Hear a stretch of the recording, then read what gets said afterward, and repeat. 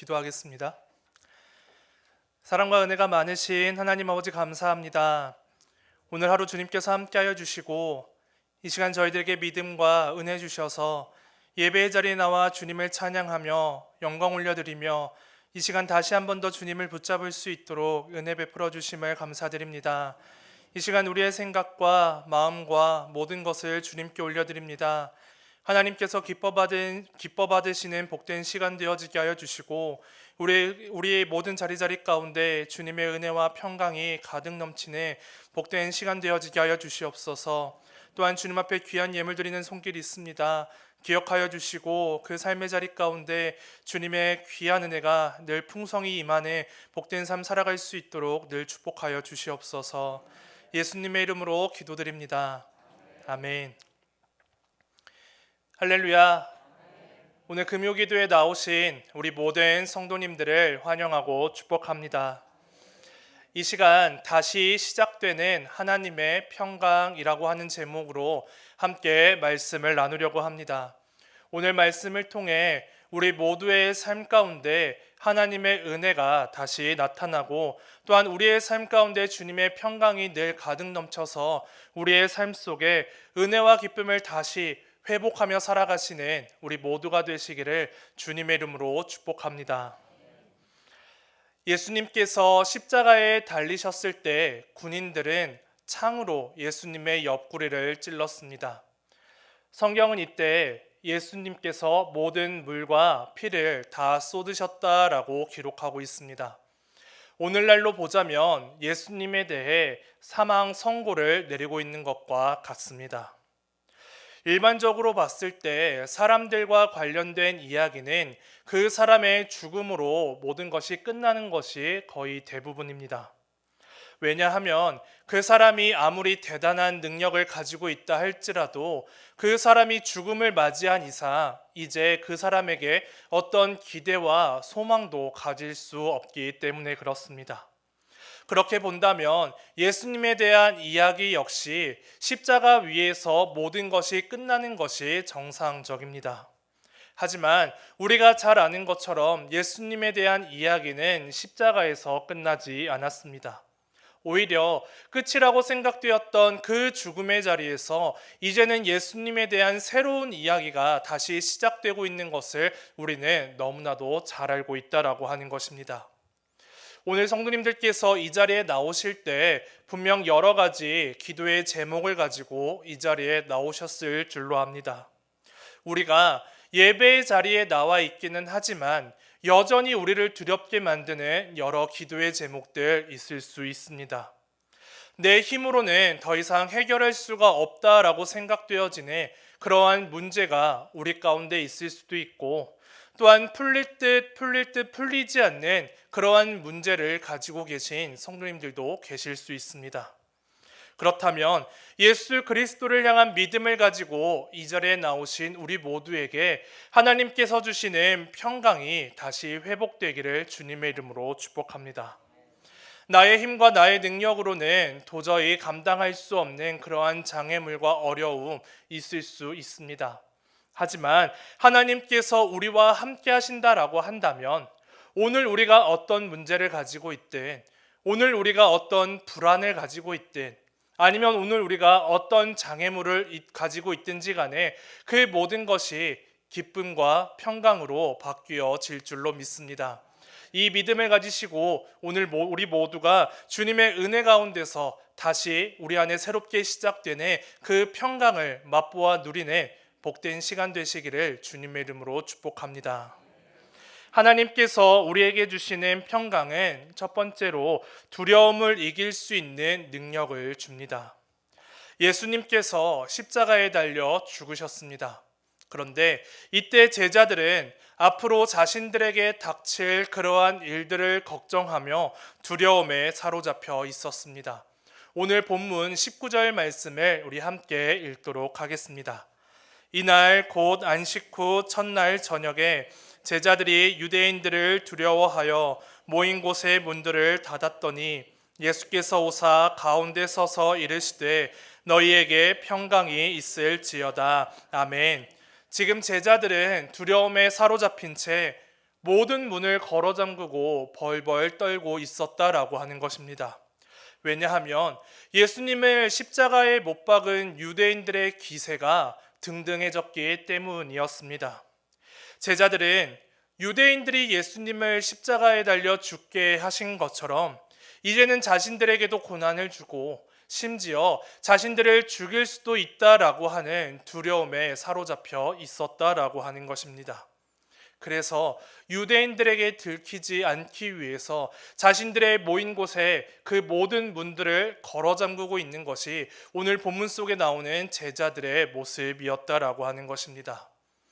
그런데 우리가 기억해야 될 것 한 가지가 있습니다. 그것은 바로 두려움에 사로잡혀 있는 제자들이 예수님의 부활 소식을 이미 들었다라고 하는 것입니다. 오늘 본문 바로 앞에 있는 요한복음 20장 18절 말씀을 우리 함께 읽어보도록 하겠습니다. 막달라 마리아가 가서 제자들에게 내가 주를 보았다 하고 또 주께서 자기에게 이렇게 말씀하셨다 이르니라. 아멘. 부활하신 예수님께서는 무덤으로 찾아온 막달라 마리아를 만나셨습니다.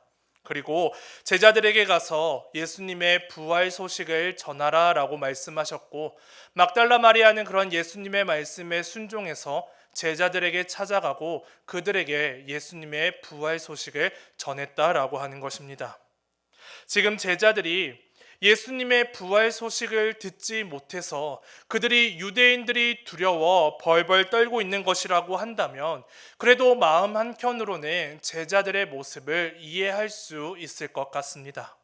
하지만 제자들은 이미 막달라 마리아를 통해서 예수님의 부활 소식을 들었다라고 하는 것입니다. 예수님의 부활 소식을 들었음에도 불구하고 그들은 두려움에 사로잡혀 있었다라고 하는 것입니다. 현실적인 어려움 또는 삶 가운데 찾아오는 여러 가지 염려와 걱정과 또 여러 가지 문제들이 얼마나 강력한 힘을 가지고 있었는지 예수님의 부활 소식도 제자들에게 평안을 주지는 못했다라고 하는 것입니다. 그런데 그러한 모습은 오늘을 살아가고 있는 우리도 마찬가지인 것 같습니다. 우리는 예수님께서 부활하셨고 또한 예수님께서 부활의 소망이 되셨음을 다 믿고 있는 믿음의 성도들입니다. 또한 하나님께서 우리의 기도를 들으시고 우리의 기도에 반드시 응답해 주신다라고 하는 그러한 확신도 우리는 가지고 있습니다. 하지만 여전히 우리의 삶 가운데 현실적인 두려움이 있고 또 여러 가지로 찾아오는 염려와 걱정을 가지고 있다 보니 이러한 것들이 오늘 우리의 믿음과 우리의 평강을 다 무너뜨린다라고 하는 것입니다. 한 어떤 조사 결과에 의하면 사람들이 가장 많이 걱정하는 문제는 바로 직장과 관련된 문제라고 합니다. 그 다음으로는 가정과 관련된 문제이고 또 그 다음으로는 자녀와 관련된 문제, 그 다음으로는 건강과 관련된 문제를 가장 많이 걱정한다라고 합니다. 그렇다라고 한다면 이 자리에 나오신 우리 성도님들 역시 직장과 관련된 문제로 아니면 가정이나 자녀와 아니면은 건강과 관련된 그러한 문제를 가지고 계신 그러한 성도님들이 계실 것입니다. 또한 우리는 믿음의 성도이기 때문에 주님의 몸된 교회를 향한 어떤 걱정과 염려를 가지고 있을 수도 있습니다. 그런데 이것이 무엇입니까? 우리가 믿음을 가지고 이 땅을 살아가기는 하지만 여전히 우리의 삶 가운데는 여러 가지 염려와 걱정과 문제들이 있다라고 하는 것입니다. 그런데 이러한 염려와 걱정의 결론은 항상 부정적인 것일 수밖에 없습니다. 그러다 보니 이러한 것들은 우리 삶 가운데 아무런 유익을 주지 못한다라고 하는 것이죠. 그렇다라고 한다면 우리 삶 가운데 찾아오는 이러한 염려와 걱정과 불안을 이길 수 있는 비결은 무엇입니까? 바로 우리의 삶 가운데 주님께서 주시는 평강이 있다라고 한다면 우리 삶 가운데 어떠한 문제가 있다 할지라도 우리는 넉넉히 승리하며 이 땅을 살아갈 수 있는 줄로 믿습니다. 오늘 본문 19절 말씀을 다시 한 번 더 읽어보도록 하겠습니다. 이날 곧 안식 후 첫날 저녁 때에 제자들이 유대인들을 두려워하여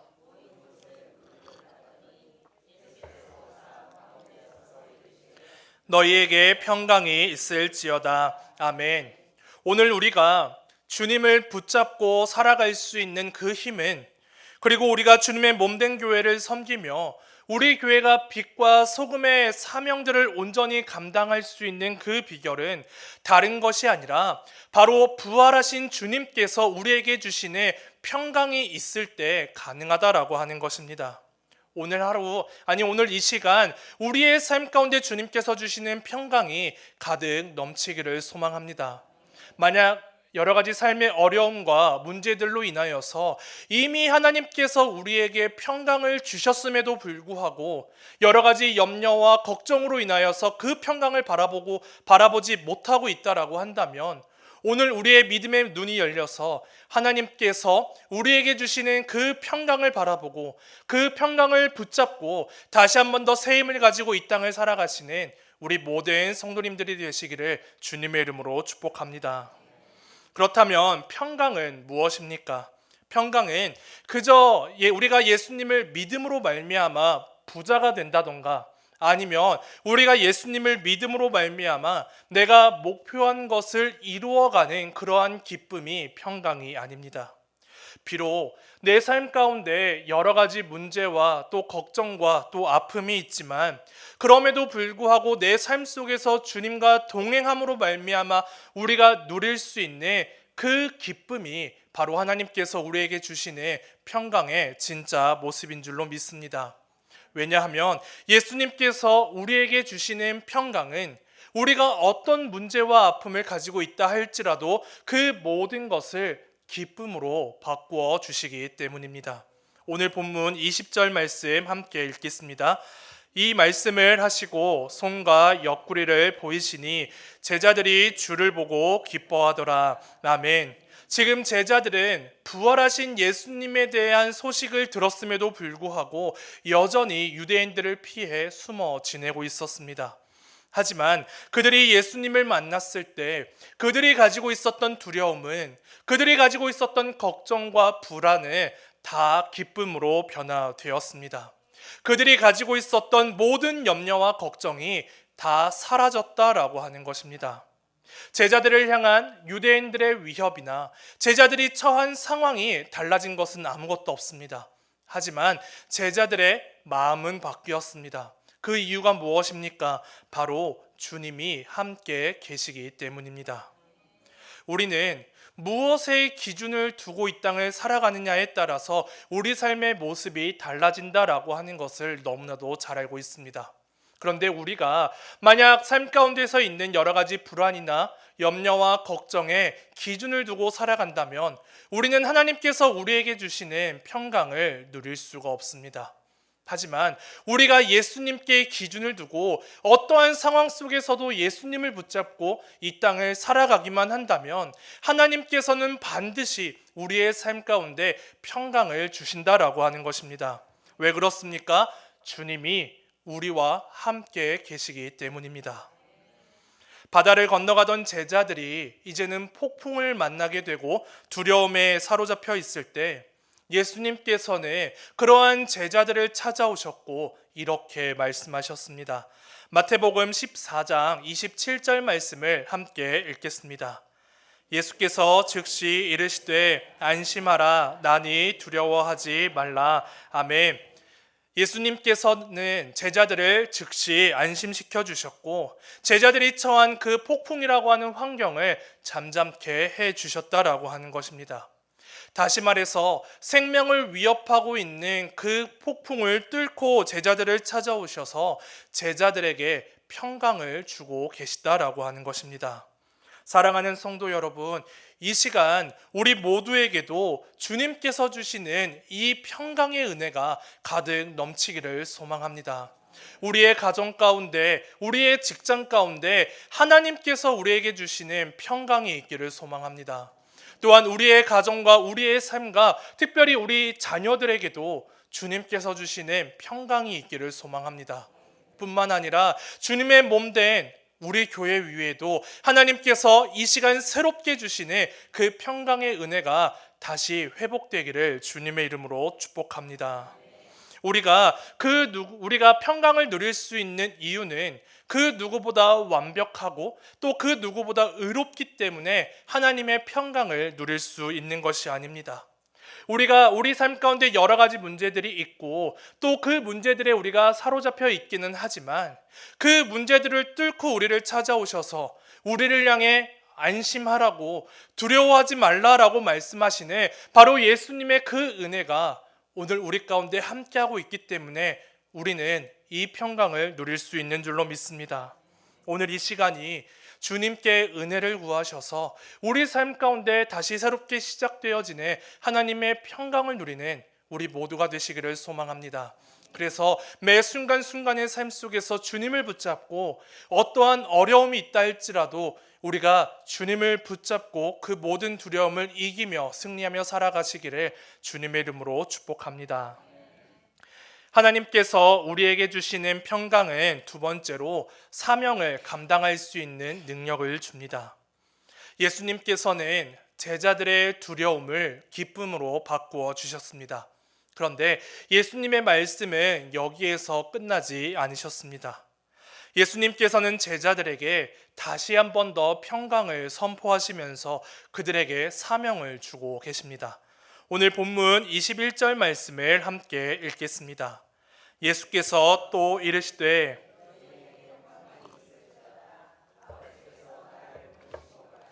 나도 너희를 보내노라. 아멘. 예수님께서 제자들에게 주신 사명은 이제 가서 복음을 전하라 라고 하는 것이었습니다. 예수님께서 사람들에게 하나님의 말씀을 가르쳐주고 또한 자기 자신을 내어주신 것처럼 이제는 제자들에게도 가서 사명을 감당하는 그러한 인생을 살라라고 말씀하고 계시다라고 하는 것입니다.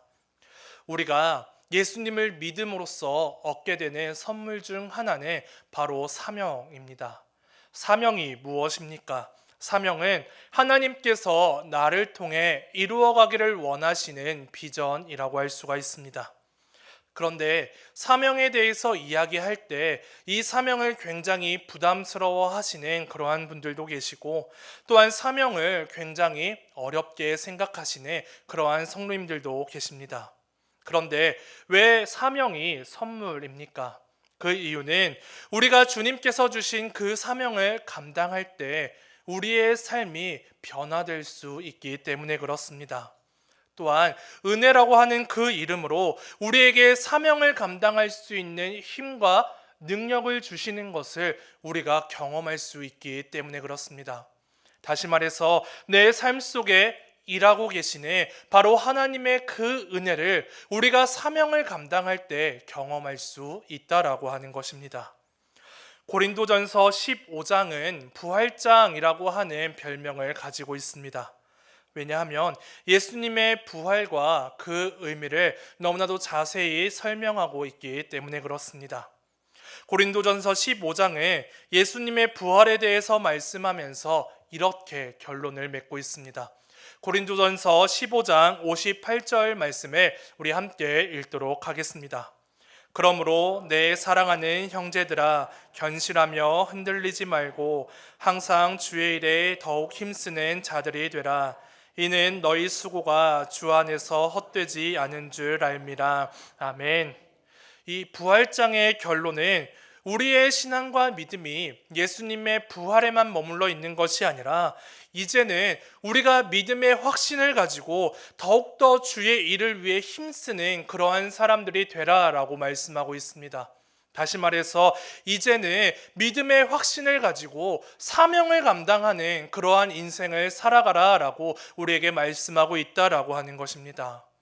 물론 사명을 말씀드리기는 하지만 우리가 잘 아는 것처럼 사명을 감당한다라고 하는 것 결코 쉬운 일이 아닙니다. 내가 가지고 있는 힘과 내가 가지고 있는 능력으로는 이 사명 감당하기가 참 어렵다라고 생각할 수 있습니다. 또한 현재의 상황이 이 사명을 감당하기에는 조금 어려운 그러한 상황이 있으니 내 상황이 더욱더 나아지면 그때 가서 이 사명을 감당하겠다라고 우리는 충분히 생각할 수 있습니다. 그런데 우리 주님께서는 우리에게 사명을 주실 때 우리가 감당하지 못할 그러한 사명을 주신 적이 없다라고 하는 것입니다.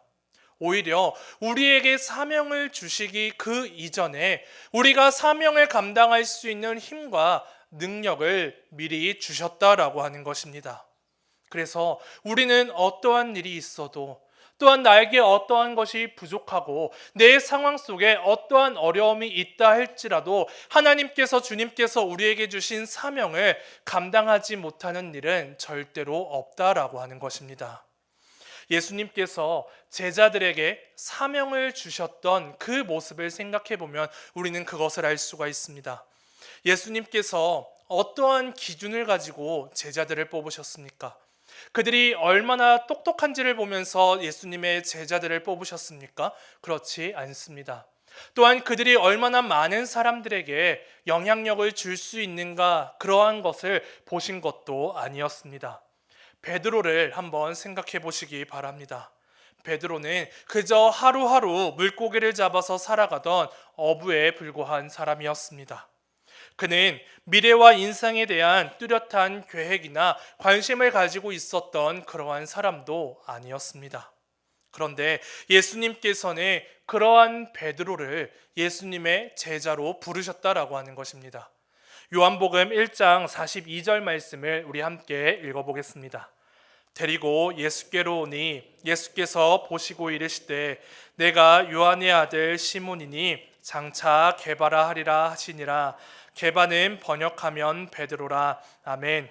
예수님께서는 지금 베드로를 향해서 너가 지금은 시몬이지만 장차 게바가 될 것이다 라고 말씀하고 있습니다.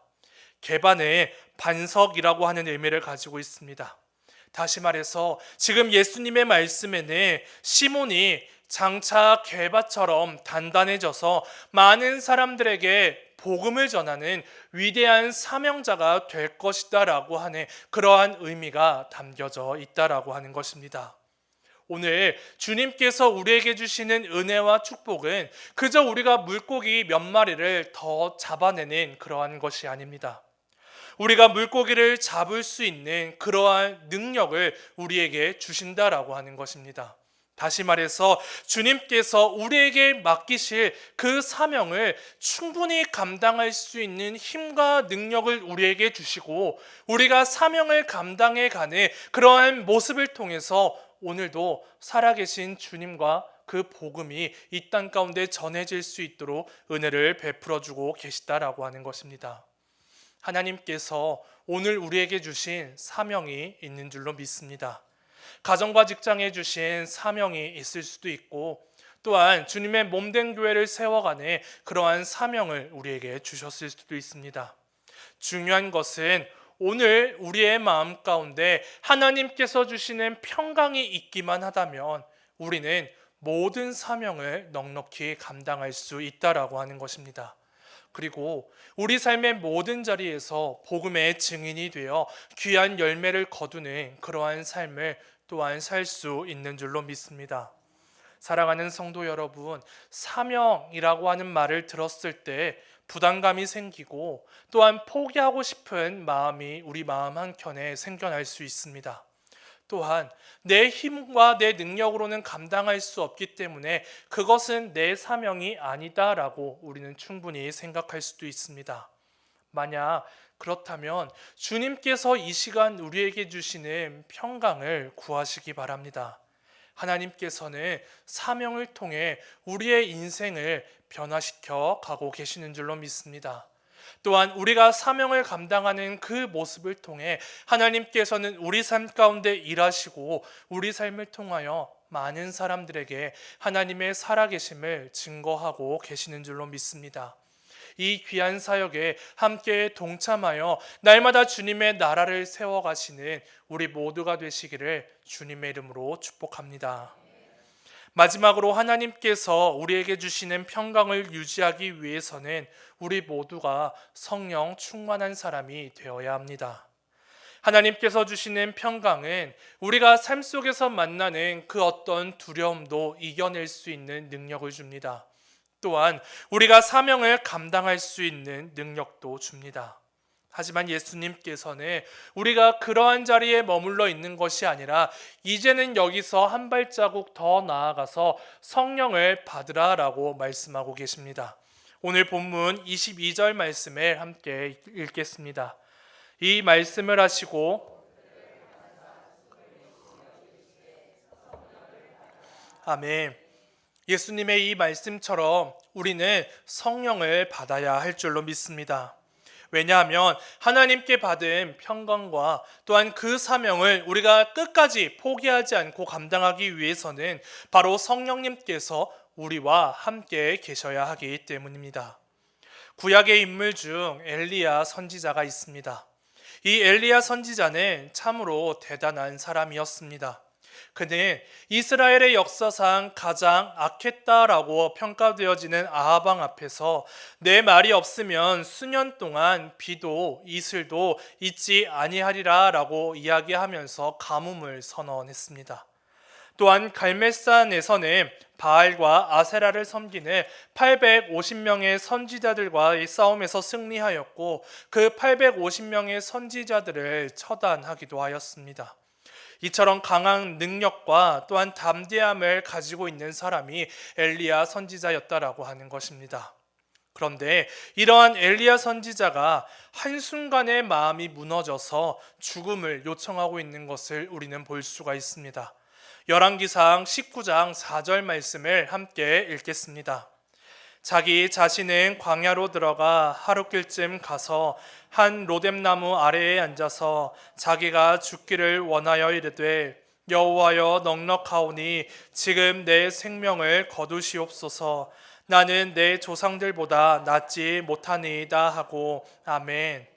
오늘날로 보자면 우울증 같은 것들이 찾아와서 자살 충동을 느끼고 있는 사람이 바로 엘리야 선지자였다라고 하는 것입니다. 그 이유가 무엇입니까? 바알과 아세라를 섬기는 850명의 선지자들이 죽었다라고 하는 소식을 들은 이세벨이 엘리야에 대해 분노하며 그를 죽이려고 했기 때문에 그렇습니다. 그래서 엘리야는 광야로 도망가게 되었고 하나님께 기도하며 나를 죽여달라라고 요청하고 있다라고 하는 것입니다. 그런데 이것이 어쩜 오늘 우리의 모습이 될 수도 있다라고 하는 것입니다.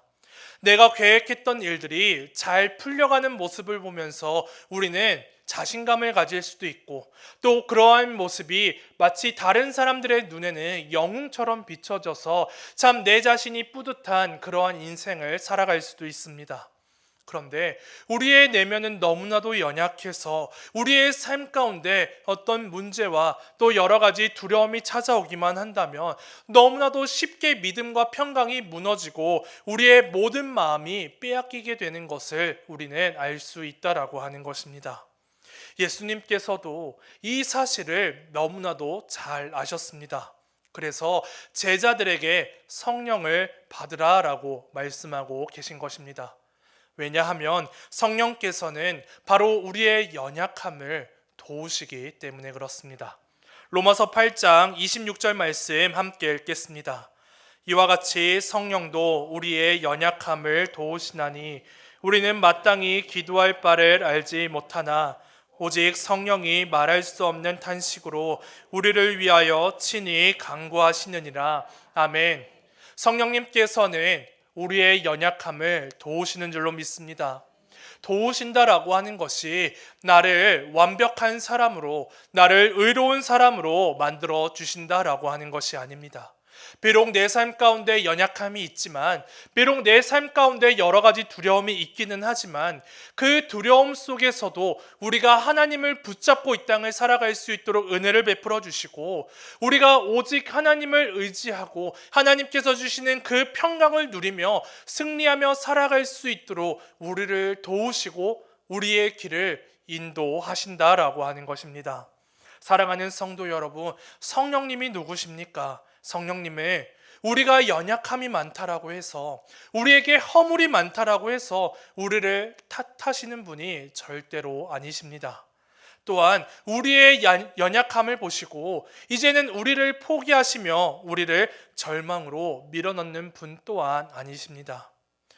오히려 연약함 속에서도 우리가 믿음을 잃지 않고 이 땅을 살아갈 수 있도록 도우시고, 걱정과 절망의 자리에서 하나님께서 주시는 평강을 가지고 기쁨과 소망을 잃지 않고 이 땅을 살아갈 수 있도록 인도하시는 분이 우리 주 성령 하나님이신 줄로 믿습니다. 우리 모두가 성령 충만함 가운데 이 땅 살아가시는 우리 모두가 되시기를 소망합니다. 내 힘과 내 능력을 가지고 또 내가 계획하고 있는 여러 가지 일들을 기대하며 살아가는 것이 아니라 그 일을 주관하시고 이끌어 가시는 성령 하나님과 늘 동행하셔서 어떠한 어려움 속에서도 주님을 붙잡고 끝까지 평강을 누리시는 우리 모두가 되시기를 주님의 이름으로 축복합니다. 말씀을 맺겠습니다. 우리에게는 분명 부활하신 주님에 대한 믿음과 확신이 있습니다. 또한 주님께서 늘 우리와 함께 하시며 지금도 우리의 길을 인도하고 계신다라고 하는 그 믿음 또한 있습니다.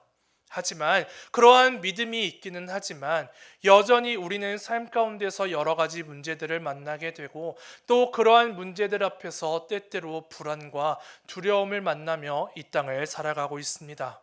그렇다라고 한다면 그 모든 상황 속에서도 기쁨과 소망을 잃지 않고 살아갈 수 있는 바로 주님께서 우리에게 주시는 그 평강을 붙잡는 우리 모두가 되시기를 소망합니다.